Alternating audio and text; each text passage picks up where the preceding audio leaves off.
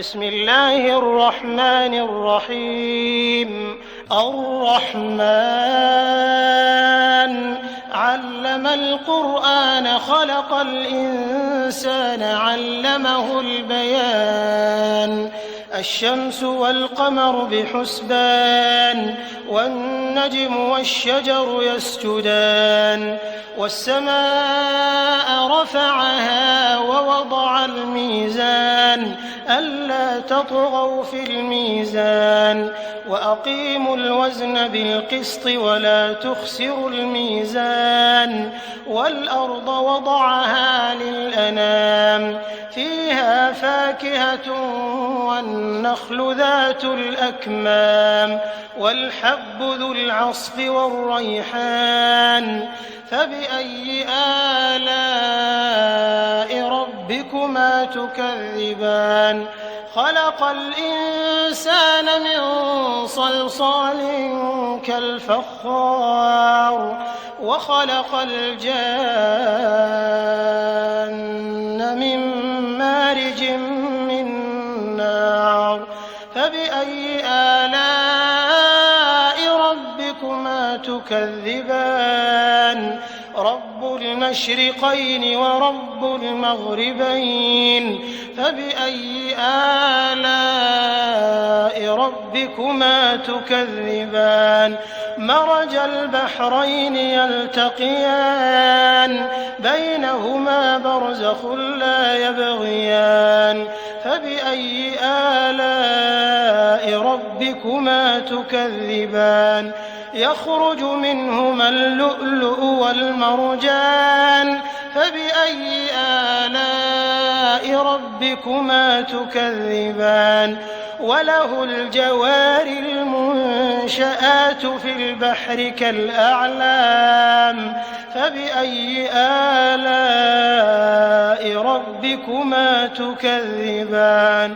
كل من عليها فان ويبقى وجه ربك ذو الجلال والإكرام فبأي آلاء ربكما تكذبان. يسأله من في السماوات والأرض كل يوم هو في شأن فبأي آلاء ربكما تكذبان. سنفرغ لكم أيها الثقلان فبأي آلاء ربكما تكذبان. يا معشر الجن والإنس إن استطعتم أن تنفذوا من أقطار السماوات والأرض فانفذوا لا تنفذون إلا بسلطان فبأي آلاء ربكما تكذبان. يرسل عليكما شواظ من نار ونحاس فلا تنتصران فبأي آلاء ربكما تكذبان.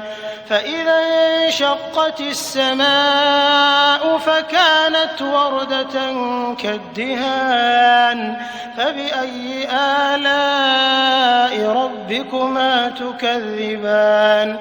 فيومئذ لا يسأل عن ذنبه إنس ولا جان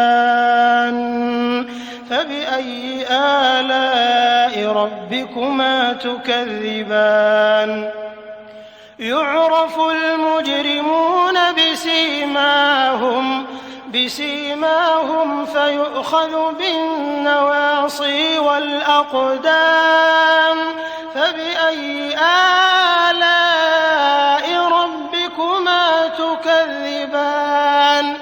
هذه جهنم التي يكذب بها المجرمون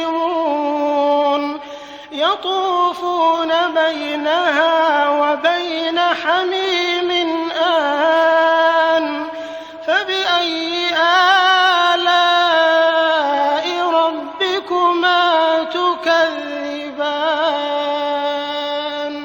ولمن خاف مقام ربه جنتان